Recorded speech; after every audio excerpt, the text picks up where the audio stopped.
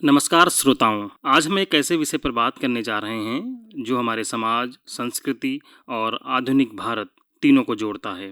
विषय है नेहरू और सिनेमा। भारत के प्रथम प्रधानमंत्री पंडित जवाहरलाल नेहरू न केवल राजनैतिक और विज्ञान के क्षेत्र में दूरदृष्टा थे, बल्कि वे संस्कृति और कला के भी गहरे पारखी थे। सिनेमा को उन्होंने केवल मनोरंजन का साधन नहीं, बल्कि राष्ट्र निर्माण का भी माध्यम माना।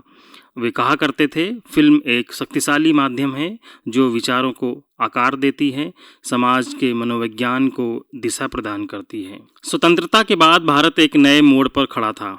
देश को औद्योगिक विकास, वैज्ञानिक दृष्टि और सामाजिक समरसता की ओर ले जाना था। उस दौर में सिनेमा तेजी से लोकप्रिय हो रहा था। लाखों भारतीय हर सप्ताह सिनेमा देखने जाते थे। नेहरू जी ने इस जनसंपर्क की शक्ति को पहचाना। उन्होंने समझा कि अगर यह माध्यम सही दिशा में प्रयुक्त हुआ तो यह शिक्षा, प्रगति और राष्ट्रीय एकता का सबसे प्रभावी साधन बन सकता है। नेहरू जी का दृष्टिकोण था कि सिनेमा भारत की विविधता को एक सूत्र में पिरो सकता है। यह एक गांव और शहर, अमीर और गरीब, उत्तर और दक्षिण के बीच एक साझा सांस्कृतिक पुल बन सकता है। उन्होंने सिनेमा को भारत की आत्मा का दर्पण कहा, जिसमें समाज अपने ही रूप और संघर्ष को देख सकता है। पंडित नेहरू का भारतीय फिल्म निर्देशकों के साथ गहरा और सजीव संबंध रहा।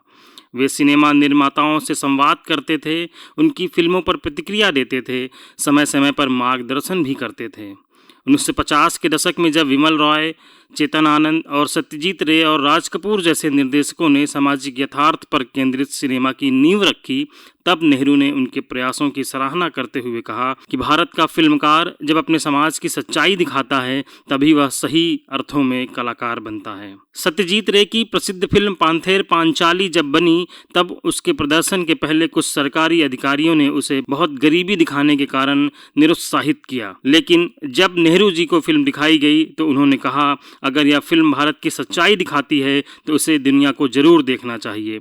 उन्होंने व्यक्तिगत रूप से आदेश दिया कि फिल्म को अंतर्राष्ट्रीय स्तर पर भेजा जाए और सरकारी सहायता दी जाए।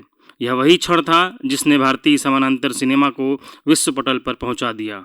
नेहरू जी राज कपूर के कार्यों से भी प्रभावित थे। वे आवारा में दिखाए गए गरीबी और समानता के संघर्ष को नेहरूवादी समाज की कलात्मक झलक कहते थे। राज कपूर ने बाद के एक साक्षात्कार में कहा था कि पंडित जी को मेरी फिल्मों में केवल मनोरंजन नहीं मिलता था, वे उनमें भारत के बदलते चेहरे को भी देखते थे। इसी प्रकार उन्होंने विमल रॉय की 2 बीघा जमीन की प्रशंसा करते हुए भी कहा था, यह फिल्म किसानों की व्यथा को सच्चाई से दिखाने में सफल रही है। नेहरू और चेतन आनंद के बीच भी कई संवाद हुए। नीचा नागर जैसी फिल्मों ने उन्हें प्रभावित किया, क्योंकि उसमें असमानता और सामाजिक अन्याय के विरुद्ध आवाज थी। इन प्रसंगों से स्पष्ट होता है कि पंडित नेहरू केवल सिनेमा नीति बनाने वाले नेता नहीं थे, बल्कि वे उसके सजग दर्शक और संवेदनशील समीक्षक जैसे भी थे। वे फिल्मों को देख करके भी केवल कहानी नहीं देखते थे, बल्कि यह परखते थे कि भारत का युवा समाज और संस्कृति किस दिशा में जा रहे हैं। नेहरू का सिनेमा विजन केवल भावनात्मक नहीं बल्कि संस्थागत भी था। उन्होंने यह सुनिश्चित किया कि सिनेमा को कला और उद्योग दोनों रूप में प्रोत्साहन मिले। उनके नेतृत्व में 1950 और 60 के दशक में कई संस्थाएं स्थापित की गईं। 1960 में film and television institute of India FTII की स्थापना पुणे में की गई, ताकि फिल्मकारों को तकनीकी और रचनात्मक प्रशिक्षण मिल सके। इसी काल में फिल्म फाइनेंस कॉरपोरेशन की स्थापना हुई, जिसने गंभीर और सामाजिक फिल्मों को वित्तीय सहायता प्रदान की। नेहरू जी का मानना था कि सिनेमा केवल पूंजी के सहारे नहीं फल फूल सकता, उसे विचार, कला और सामाजिक उत्तरदायित्व की भी आवश्यकता है। उन्होंने इस माध्यम को सांस्कृतिक उद्योग के रूप में देखा, जो समाज की सोच को बदल सकता है। नेहरू जी ने हमेशा लोकतंत्र की जड़ों को गहरा करने पर बल दिया। उनका मानना था कि सिनेमा लोकतंत्र का दर्पण है। यह समाज के विचारों, मतभेदों और संवेदनाओं को बिना किसी भेदभाव के प्रस्तुत कर सकता है। उन्होंने फिल्म सोसाइटी आंदोलन को भी प्रोत्साहित किया, ताकि लोग फिल्मों को केवल मनोरंजन के रूप में नहीं, बल्कि सामाजिक दस्तावेज के रूप में देखें। 1959 में जब फिल्म फेस्टिवल डायरेक्टरेट के बाद में national film archive of India बना, तब इसके पीछे यही दृष्टि थी कि भारत का सिनेमा केवल उद्योग नहीं, बल्कि संस्कृति का हिस्सा है, जिसे सहेजना बहुत जरूरी है। नेहरू जी के विकास मॉडल में विज्ञान और कला दोनों का समान महत्व था। उन्होंने कहा था, विज्ञान हमें शक्ति देता है, कला हमें आत्मा देती है। इस विचार से प्रेरित होकर उन्होंने सिनेमा को आधुनिक भारत के सॉफ्ट पावर के रूप में देखा।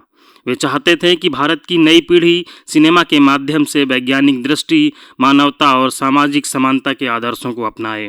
इसीलिए उनके समय में बनी फिल्में नया दौर, मदर इंडिया, जागृति, दो आँखें 12 हाथ, इन सब में विकास, श्रम, नैतिकता और समानता का संदेश दिखाई देता है। यह सिनेमा नेहरूवादी सपने की कलात्मक अभिव्यक्ति था। फिर भी नेहरू का सिनेमा विजन अपने समय की सीमाओं से परे नहीं था। व्यावसायिकता के दबाव में कई फिल्में केवल मनोरंजन तक सीमित रहीं। सिनेमा के भीतरी दृष्टिकोण और वर्ग संघर्ष जैसे प्रश्नों को पर्याप्त जगह नहीं मिली। लेकिन यह भी सच है कि नेहरू जी ने इन मुद्दों को स्वीकारते हुए कहा कि हमें सिनेमा को आलोचना और आत्ममंथन की स्वतंत्रता देनी होगी। अगर सिनेमा स्वतंत्र रहेगा तभी वह समाज को सच दिखा पाएगा। भारत और चीन की मैत्री और मानवीय सेवा की भावना नेहरू जी के जीवन और विचारों का अभिन्न हिस्सा रही। इसी भावना का एक सशक्त उदाहरण है वी शांताराम द्वारा निर्देशित फिल्म डॉक्टर कोटनिस की अमर कहानी। यह फिल्म उस भारतीय चिकित्सक डॉक्टर द्वारकानाथ शांताराम कोटनिस के जीवन पर आधारित थी, जिन्होंने 1938 में जापानी आक्रमण के समय चीन जाकर वहां के घायल सैनिकों और आम नागरिकों की सेवा की थी। नेहरू जी स्वयं इस घटना से गहराई से प्रभावित थे। 7 जुलाई 1938 को उन्होंने चीन की सहायता समिति को संबोधित करते हुए कहा था कि चीन के लोगों की सहायता के लिए भारत के युवा डॉक्टर कोटनिस जैसे उदाहरण हमारे दिलों में गहरा गर्व और कृतज्ञता भर देते हैं। उनका त्याग और सेवा भारत की सच्ची आत्मा का प्रतीक है। बाद में जब वी शांताराम ने इस विषय पर फिल्म बनाई तो नेहरू जी ने उसकी प्रशंसा करते हुए कहा था, यह केवल एक व्यक्ति की कहानी नहीं बल्कि भारत की मानवता और अंतर्राष्ट्रीयता का परिचय है। उन्होंने फिल्म को देखकर लिखा कि यह फिल्म भारत के उस पक्ष को दिखाती है जो सीमाओं से परे जाकर भी करुणा और सहयोग की बात करता है। नेहरू जी की इस सोच ने सिनेमा को केवल देश के भीतर का नहीं बल्कि विश्व मानवता से जुड़ा माध्यम भी बना दिया। उन्होंने कहा था, हमारी फिल्मों को केवल भारत के लिए नहीं बल्कि विश्व के लिए बोलना चाहिए।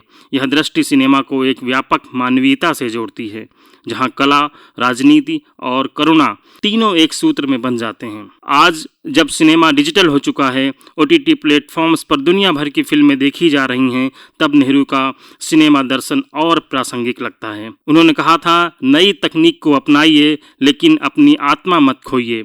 यही संदेश आज के फिल्मकारों और दर्शकों के लिए भी है कि सिनेमा केवल बाजार नहीं, समाज की आवाज़ है।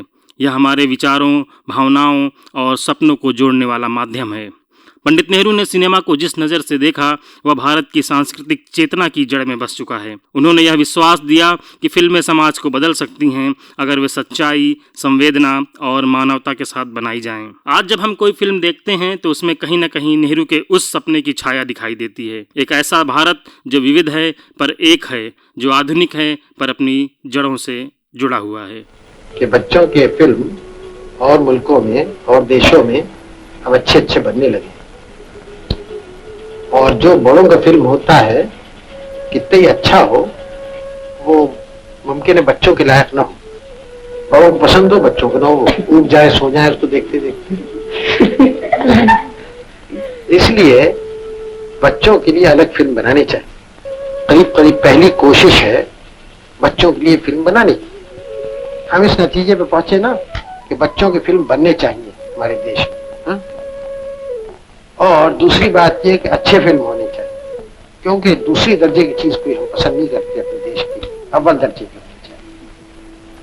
आपने पहले कभी किसी पिक्चर में काम किया है? अब कर रहा हूँ कि पिक्चर।